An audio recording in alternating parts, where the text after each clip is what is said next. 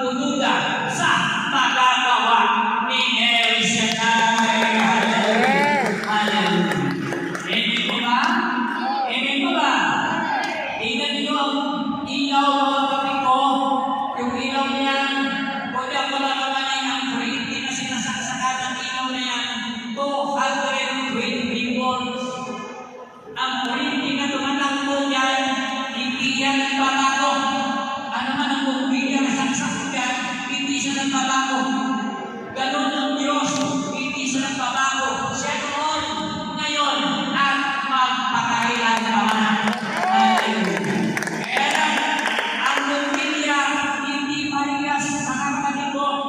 May bumbilya na 1,000 ang lakas, may 500, may 100, may 50, may 25, may 25.